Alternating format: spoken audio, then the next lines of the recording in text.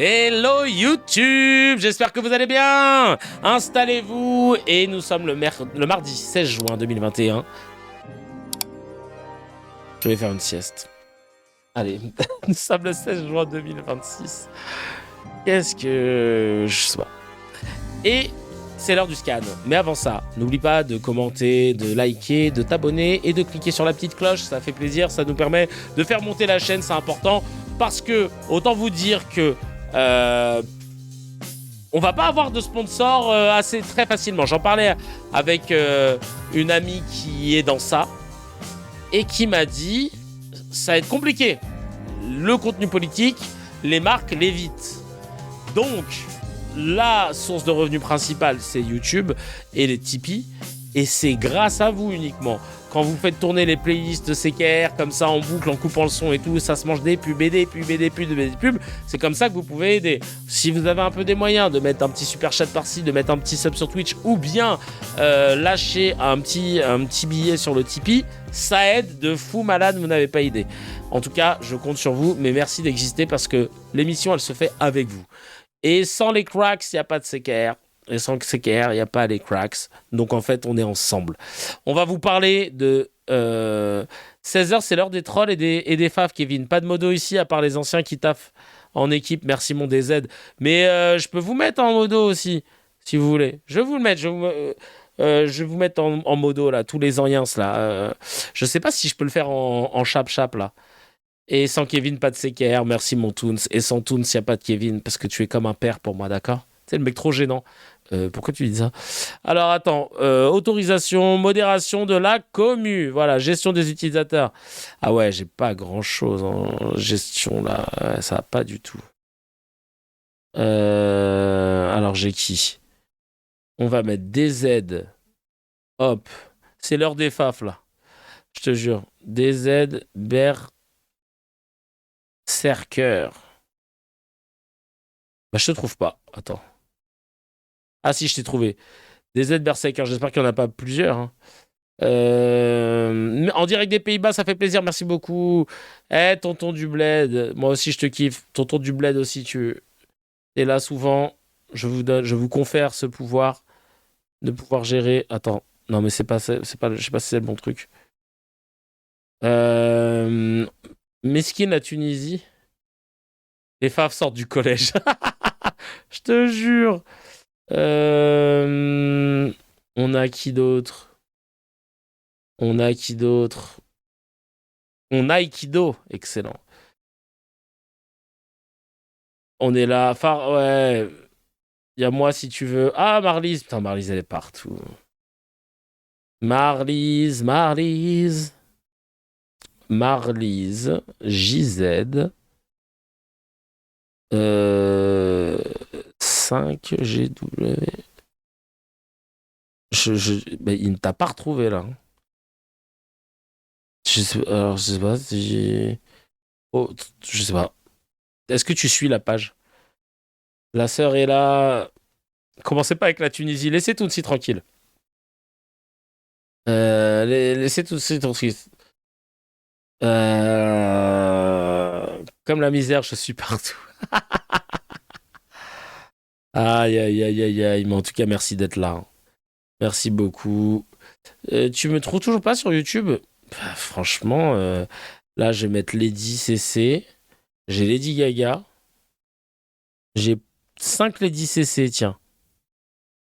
Il y en a une. Alors, c'est une Renoir, donc je pense pas que t'aies changé de peau. Une Tismé. Attends. Hop, là, je vais tenter 187. Non, Lady CC 187, je trouve app. Hein. Ça rend ouf. Noévé. Ah, bah, il y a Noévé. Tiens, Noévé, on va voir si je l'arrive à le trouver.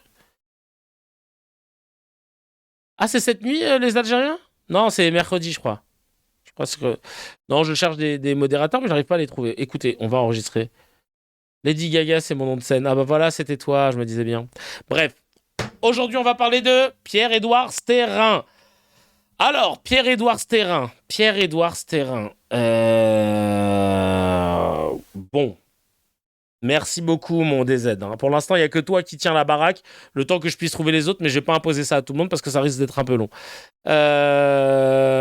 Mais des modos, car trop de fachos, mais j'ai voulu te mettre, franchement, j'ai voulu mettre certains, mais je compte sur vous en tout cas. On va parler voilà, vous connaissez Bolloré? Ouais. Et ben, on va parler de l'homme qui est moins connu, mais tout aussi puissant et radical. Il s'appelle Pierre-Édouard Stérin.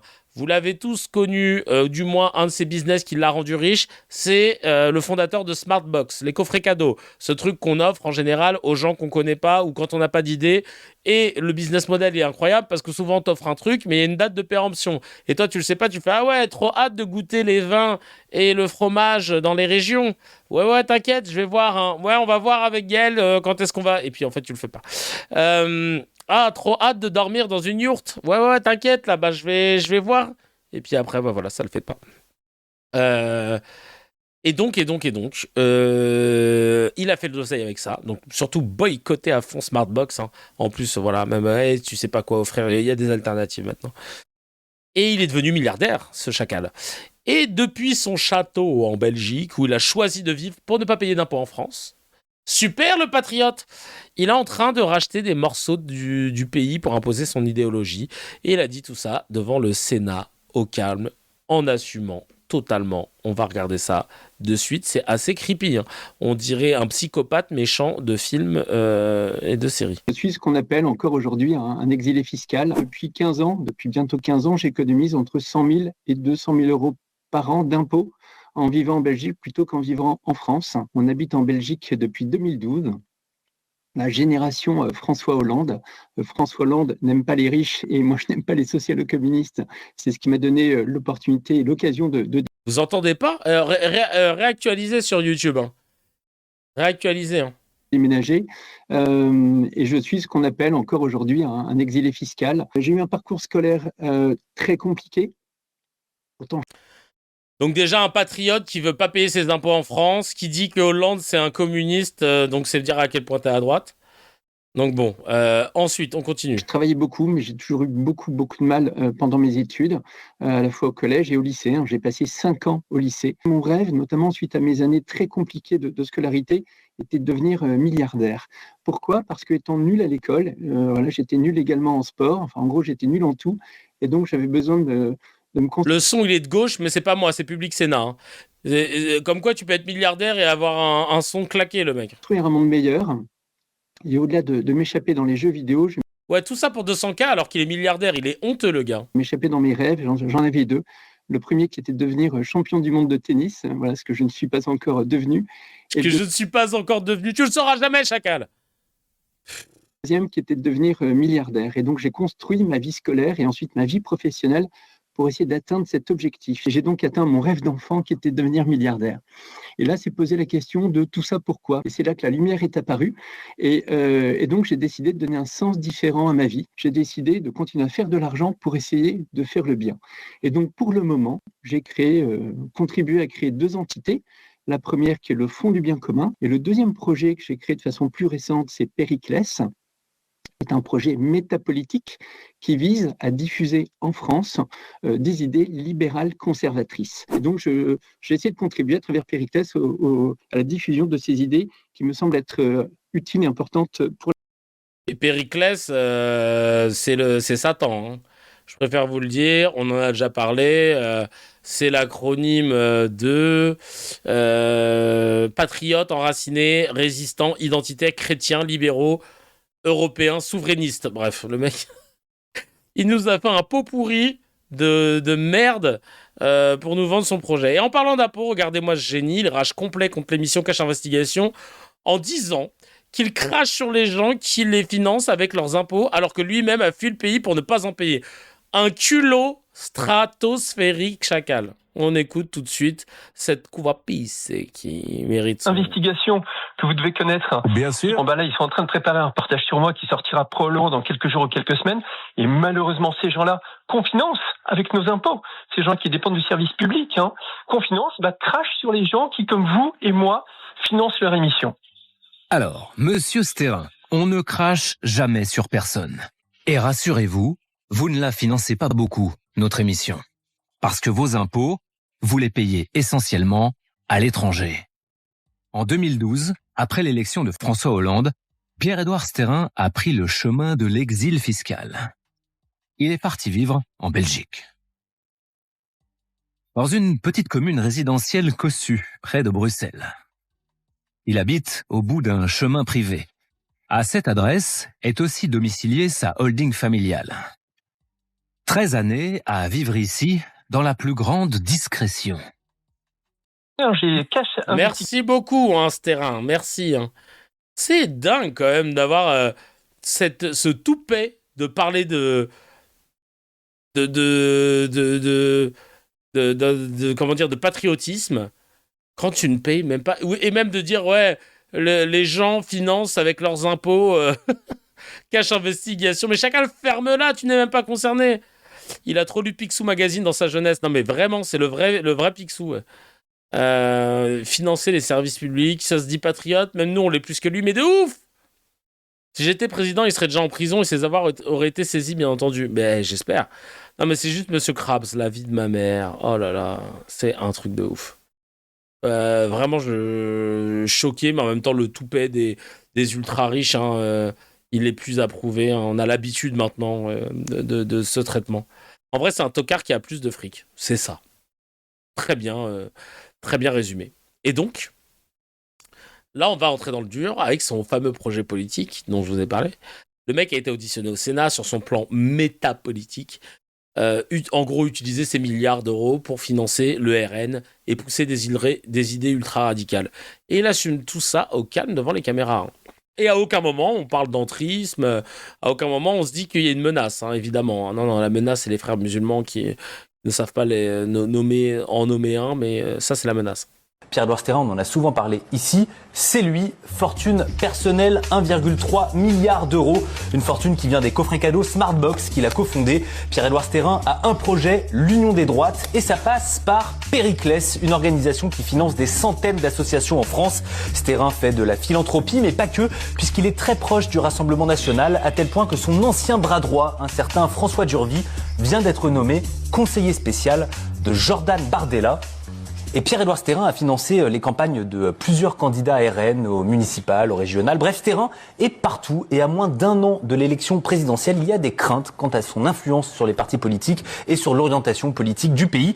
Alors il faut savoir que Pierre-Édouard Stérin, c'est un homme qui fuit les caméras. Souviens-toi, l'année dernière, il avait refusé 2 fois d'être auditionné à l'Assemblée nationale en commission. C'était une commission sur les élections. Mais aujourd'hui, il a accepté d'être auditionné. C'est la première fois donc qu'il s'exprime devant la représentation nationale.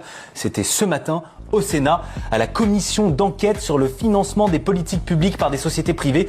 Une commission qui vise à évaluer les risques d'influence sur notre démocratie. Avec Stérin, on est donc pile dans le sujet. L'audition va commencer, sauf que... Ça y est, c'est bon. Voilà. Alors, je ne sais pas ce que vous avez comme image, si vous voyez. Et oui, il ne s'est pas déplacé, il est en visio. Stérin est introduit par la sénatrice socialiste Colombe Brossel, rapporteure de la commission, et ses premiers mots donnent le ton. Je suis Pierre-Édouard Stérin, j'ai 52 ans, je suis marié, j'ai 5 enfants. On habite en Belgique depuis 2012, la génération François Hollande. François Hollande n'aime pas les riches et moi je n'aime pas les socialo-communistes. Je suis ce qu'on appelle encore aujourd'hui un exilé fiscal. J'ai économisé 3 millions d'euros depuis que je suis parti en Belgique. Stratégie d'influence entre l'argent qu'il dépense pour les ONG. J'ai avancé parce que ça, on connaît. Non, il n'aime pas payer les impôts, il a économisé beaucoup d'argent en vivant en Belgique, à Waterloo, il me semble. Alors, Waterloo. Le but de cette commission, c'était autre chose. Le but de cette commission, Yann, c'était de comprendre la frontière entre philanthropie, stratégie d'influence, entre l'argent qu'il dépense pour les ONG et l'argent qu'il finance pour faire du lobbying politique. Alors lui, pendant 1h30, il a clarifié ce que faisaient ces différentes structures, c'était assez clair et très courtois. Et moi, ce que je trouve passionnant, c'est que Pierre-Édouard Stérin, il assume de mettre sa fortune au service de l'extrême droite. Il est même très cash. Périclès, ce n'est pas un projet politique, je le rappelle, c'est un projet métapolitique qui vise à diffuser des idées. Les objectifs que nous portons sont de diffuser auprès du plus grand nombre les idées libérales conservatrices, ce qui, nous l'espérons, nous amènera dans les prochains mois, prochaines années, à avoir en France une politique de droite libérale conservatrice. D'accord. Donc là, le mec, il est en train de te dire, en gros, voilà le projet, on veut avoir une politique d'extrême droite dans le pays, et je vais œuvrer pour que ça arrive. en y mettant de l'oseille. C'est pas de l'entrisme ultra-droite ou de l'entrisme droite catho, là? Parce que vous nous cassez les pieds avec la menace des frères musulmans et l'entrisme des musulmans dans le gouvernement, dans le pays, il faut faire des lois, etc. Là, le gars te dit, au fait, moi, je vais faire de l'entrisme. Et t'as toute la classe politique qui le regarde et qui dit... Alors donc, oui, je disais, pour le café, moi, je préfère les cafetières italiennes. Alors surtout, attention, il faut que ce soit moulu, mais pour les cafetières italiennes, sinon ça marche pas. Ça me rend ouf. La vie de ma grand-mère. Pour ceux qu'on la ref. Je ne comprends pas. Projet métapolitique, donc, comme il y en aurait aussi à gauche. On fait ce que font par exemple tout un tas d'autres think tanks, comme le think tank Jean Jaurès, qui est pour nous une source d'inspiration dans le camp d'en face. Stérin, Fondation Jean Jaurès, même méthode, mais au fond, c'est quoi le projet de Stérin exactement? Je te jure, c'est du patriotisme à géométrie variable, tout simplement. Je suis en faveur de la remigration des étrangers délinquants, sans papier ou au chômage depuis plus de 12 mois. Voilà, donc je suis à droite de l'extrême droite, puisque l'extrême droite, en tout cas celle qu'on qualifie ainsi en France, n'est pas en faveur de cet élément-là. Donc, qu'est-ce qu'il raconte avec sa vieille tête, là? Va refaire des tableurs Excel, cousin, là. Qu'est-ce que tu nous jactes? Qu'est-ce que tu nous jactes? Oh là là là là là là là là. L'homme qui a financé des campagnes de tout Ah ouais, Pigas, il l'a terminé dans son audition. un tas de candidats RN, l'homme dont l'ex-bras droit est désormais le conseiller spécial très proche de Jordan Bardella, est donc en faveur de la remigration. La remigration, c'est quoi? C'est la déportation massive des étrangers. Et dernière chose que j'ai trouvé dingue, à la toute fin, au bout d'1h30 de commission, l'audition prend fin, tout le monde se salue, mais Pierre-Édouard Stérin veut ajouter une dernière chose. Au revoir à tous. Merci Au revoir, beaucoup. Est-ce monsieur. que je peux me permettre un dernier mot? Oui, bien sûr. Oui, pardon. Juste pour Si vous c'est pas remercier. désagréable. Il va faire une référence qui n'est pas anodine. Je m'étonne du fait que des structures beaucoup plus puissantes que la nôtre et extrêmement politiques, je pense à la galaxie George Soros, n'aient pas été conviées. Moi, je donne quelques dizaines de millions d'euros chaque année. George Soros donne plus d'1 milliard d'euros par an depuis l'étranger. Il évoque un certain George Soros. Et ça, c'est pas une référence qui est innocente. George Soros, c'est un milliardaire philanthrope américain, 95 ans, qui est devenu la bête noire de Trump et de toutes les extrêmes droites mondiales. Un homme dont l'influence tentaculaire est fantasmée par tous les complotistes de la planète. Un homme qui est accusé de financer le grand remplacement, d'incarner la finance internationale. Un homme qui tirerait les ficelles de tous les puissants de ce monde. Bref, le pouvoir de George Soros est un vieux fantasme conspirationniste depuis des années. Et en agitant le danger de George Soros, Pierre-Édouard Stérin vient de révéler son véritable visage. Et c'est pas glorieux. Franchement, la France me fatigue. La France me fatigue. De la façon orientée de toujours vouloir taper sur... on dirait le notaire qui faisait l'aumônerie et qui a précipité mon athéisme. Aïe, aïe, aïe, aïe, aïe, aïe, aïe, aïe. Ouais, bien ma journée du mardi, je te jure. Stérin est pire que Bolloré, bien sûr. Enfin, du moins, lui, il assume pleinement le notaire dans Les Trois Frères, la vie de ma mère, c'est ça. Donc voilà, c'est ces idées exactes, vous avez compris. On commence déjà avec la fameuse remigration, il va nous l'expliquer.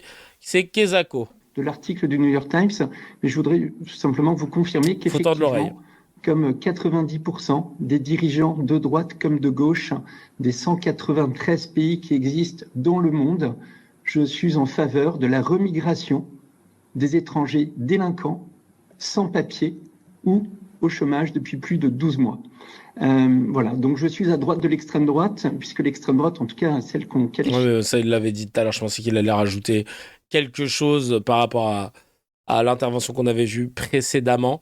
Donc ça s'arrête pas là, le mec aussi veut carrément planifier la natalité. Son but, numéro 1, écoutez bien. Vraiment, imaginez-vous un musulman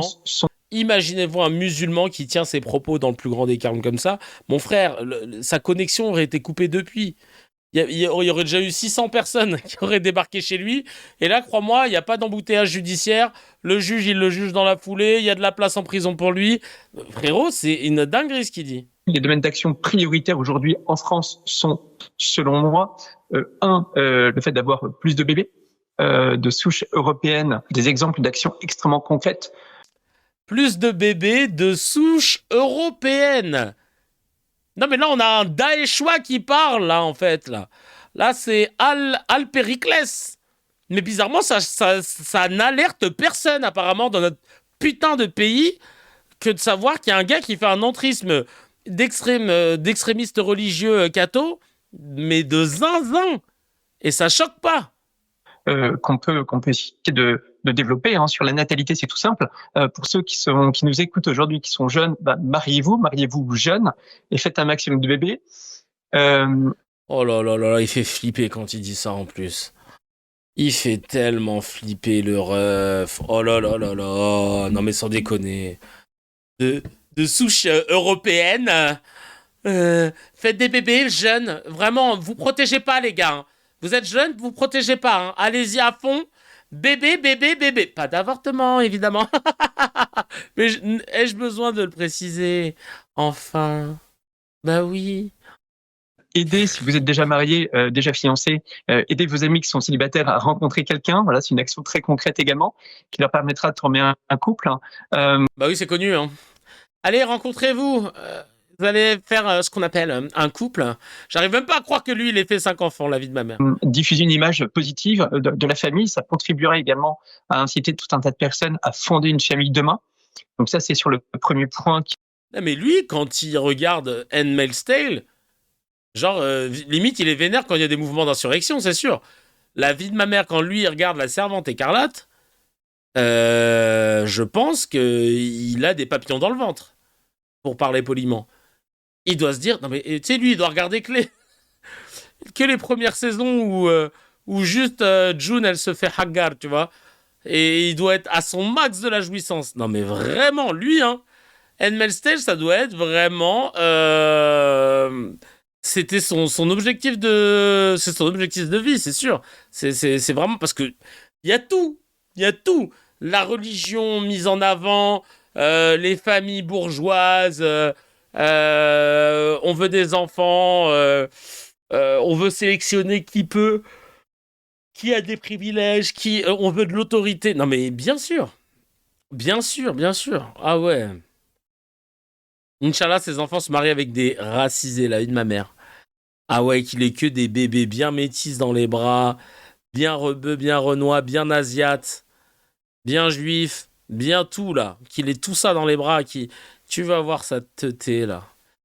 Et ensuite, son objectif numéro 2, c'est qu'une fois qu'on a ces bébés, il faut les baptiser de force et évangéliser toute la France. Non mais, quand je vous dis qu'on est dans du Daesh dans le texte, je ne mens pas, je n'en fais pas des caisses. Et ça n'alerte aucunement les autorités, le gouvernement. Ils l'ont entendu une fois.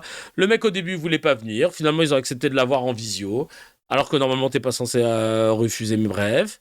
Il a des passe-droits à n'en plus finir. Encore une fois, transformer ce terrain par un musulman barbu qui dit la même chose et qui invoque la même religion, enfin qui invoque des faits religieux, mais en changeant la religion, chacal. 2, de faire en sorte que ces bébés soient baptisés, donc d'évangéliser de façon plus globale. Parce qu'il ne s'agit pas uniquement d'évangéliser les bébés, mais également d'évangéliser tous ceux aujourd'hui qui ne sont pas catholiques ou qui sont d'anciens catholiques. Sur les sujets d'évangélisation, là encore, je pense qu'il y a énormément d'actions extrêmement concrètes qu'on peut tous réaliser en allant voir nos voisins ou en développant des actions plus importantes dans le secteur des médias ou autres, afin de partager la bonne parole. 2, de faire en sorte que ces bébés soient baptisés, donc d'évangéliser de façon plus globale. Parce qu'il ne s'agit pas uniquement d'évangéliser les bébés, mais également d'évangéliser tous ceux aujourd'hui qui ne sont pas catholiques ou qui sont d'anciens catholiques. Sur les sujets d'évangélisation, là encore, je pense qu'il y a énormément d'actions extrêmement concrètes qu'on peut tous réaliser en allant voir nos voisins ou en développant des actions plus importantes dans le secteur des médias ou autres, afin de partager la bonne parole. 2, de faire en sorte que ces bébés soient baptisés, donc d'évangéliser de façon plus globale. Parce qu'il ne s'agit pas uniquement d'évangéliser les bébés, mais également d'évangéliser tous ceux aujourd'hui qui ne sont pas catholiques ou qui sont d'anciens catholiques. Sur les sujets d'évangélisation, là encore, je pense qu'il y a énormément d'actions. Oui, la vidéo, elle était en boucle. Excusez-moi, il faut absolument qu'on prenne cette vidéo et qu'avec une IA, on transforme catholique par musulman et qu'on lui mette une fucking barbe avec un habit de Daeshois, là, s'il vous plaît, là, en mode très militaire et tout, s'il vous plaît, quelqu'un doit le faire pour que la France comprenne. Peut-être que là, en postant le réel, les gens se diront « Oh, il en rajoute » et quand ils vont voir, non, on va faire l'inverse. On va poster d'abord la vidéo. Ah ouais, ça, ce serait chiant. Mais on poste d'abord une vidéo comme ça où on change le mot et on lui met une barbe et tout machin, là. Et on dit, ouais, truc de ouf, aujourd'hui, l'entrisme islamiste se fait de plus en plus pousser, nanana. Et puis après, bim. Et non, je vous ai bien eu, les gars. Et non, je vous ai bien eu, les gars. Cette vidéo, c'est pas du tout celle d'un islamiste qui veut faire de l'entrisme. On l'a modifié avec de l'IA, mais voici la version originale. Et là, à la fin, on conclut en disant, est-ce que ça vous choque toujours autant? Parce que moi, oui. Alors, qu'est-ce qu'on attend pour agir? Bim! Bra! Tu fais ce post-là, ça part en mêlée générale sur CNews.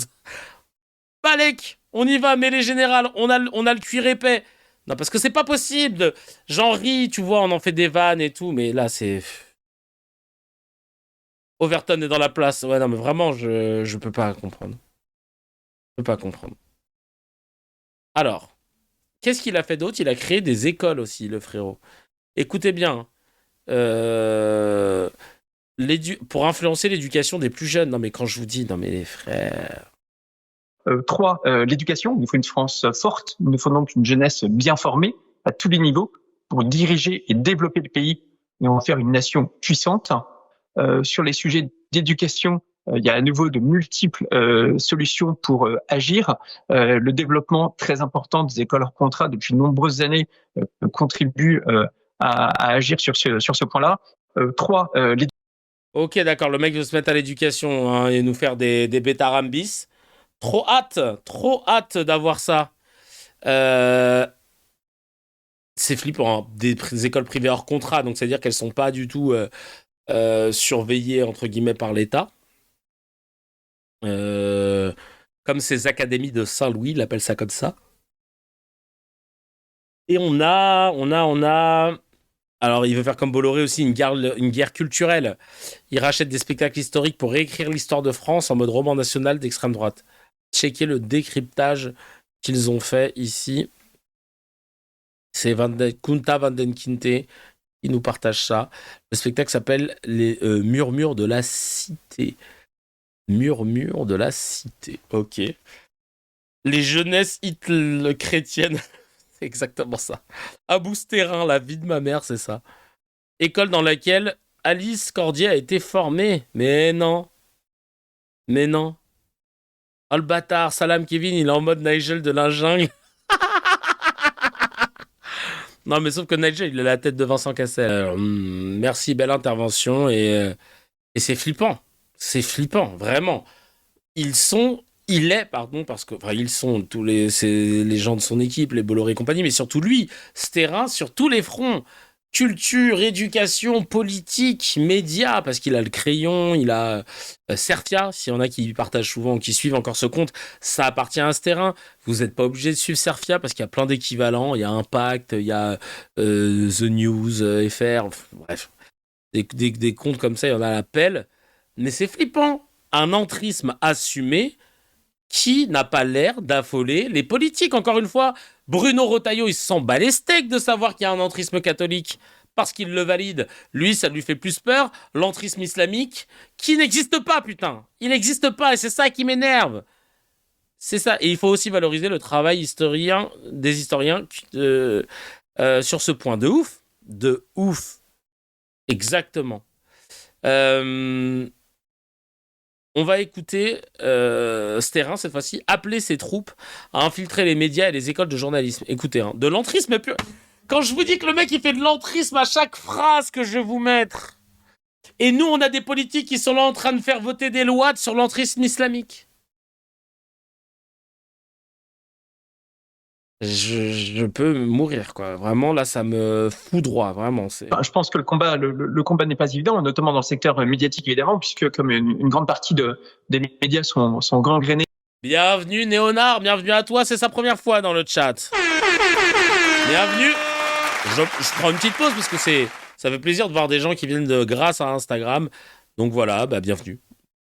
Alors, est-ce que ça change d'Instagram? Oui, parce que c'est plus long, mais c'est tout aussi bon.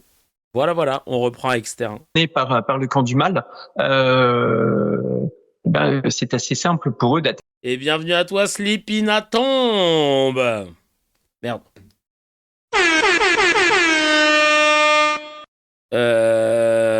Voilà, je vais pas le faire tout le monde, hein, mais voilà.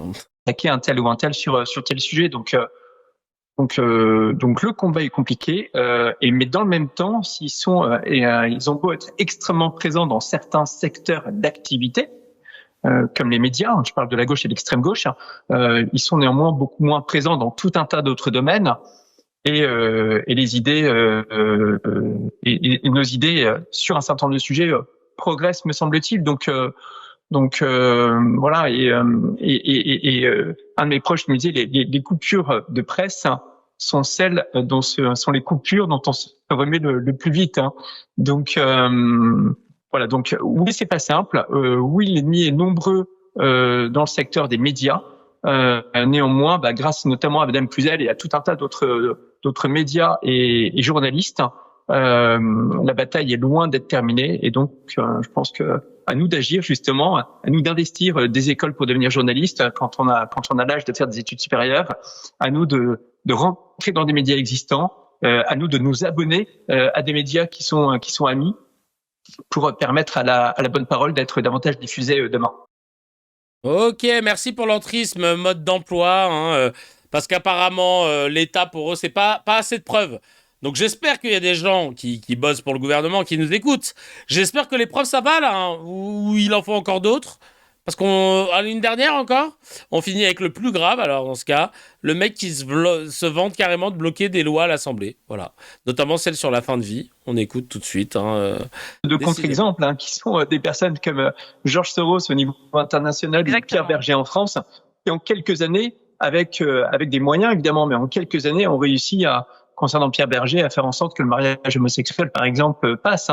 Donc oui, le combat n'est pas simple, mais je suis assez convaincu qu'en mettant un peu d'argent sur la table et en appliquant effectivement les méthodes du business, comme vous l'évoquiez, Madame Cluzel, on va arriver à faire bouger tout un tas de lignes. Et pour revenir à la question qui était évoquée tout à l'heure sur les sujets d'euthanasie, oui, le combat a été perdu. Néanmoins, il y a des chiffres qui sont sortis sur le nombre de députés il y a 2 ou 3 ans qui étaient favorables à cette loi et le nombre de députés il y a quelques semaines qui étaient favorables. Et il me semble qu'on est passé en gros de 80% à 60% de députés favorables à la loi. Donc, on a perdu, mais la mobilisation a quand même permis en quelques semaines de faire bouger les lignes de façon radicale. C'est incroyable. Je sais pas ce que vous en dites, les cracks. Pourquoi on l'écoute déjà? Pour rappeler qu'il est de plus en plus représenté dans les médias et que c'est une menace et que ça a pas l'air de choquer les gens. Mais il rajoute l'homophobie à son racisme. Le mec cumule. Ah il a décidé de faire un strike. Le mec, il veut... On résume, il en a marre de payer des impôts, mais il appelle au patriotisme. Ça fait 12 ans, 13 ans qu'il est plus ici. Il a fait un sans faute à la suite. Il veut plus de bébés de souche européenne. Il veut évangéliser la France de force, s'il le faut. Il crée des écoles réservées aux garçons, il infiltre les médias et des écoles de journalisme, il rachète des spectacles historiques pour réécrire le roman national. Il se vante de bloquer des lois à l'Assemblée nationale depuis son château de Belge grâce à son réseau d'influence. Tout ça, c'est assumé devant caméra, devant le Sénat. C'est pas un complot, c'est pas une théorie. C'est un homme qui décrit son projet en public et qui compte sur le fait que personne ne le regardera vraiment. Il s'est dit, voilà, je l'ai dit, personne ne va trop regarder, mais j'ai l'argent, je suis milliardaire. C'est un truc de ouf.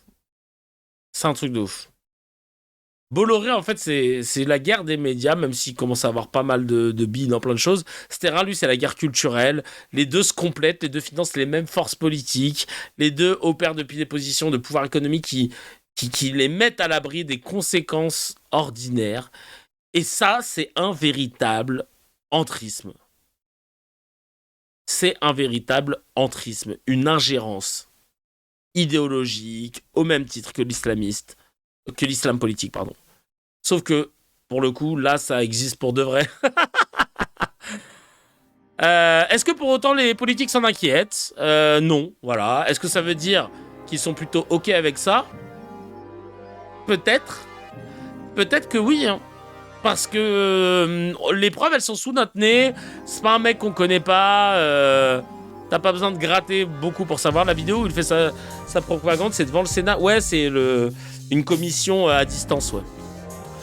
Bref, est-ce que ça veut dire qu'il faut absolument voter pour le seul parti de gauche qui n'est ni le PS, ni les Verts, ni Place Publique, ni les communistes, ni Ruffin, pour pouvoir espérer combattre cet entrisme? La réponse, c'est totalement. Chacal, si tu as kiffé l'épisode, appuie sur abonne-toi, mets un petit j'aime et clique sur la cloche, ça fait plaisir.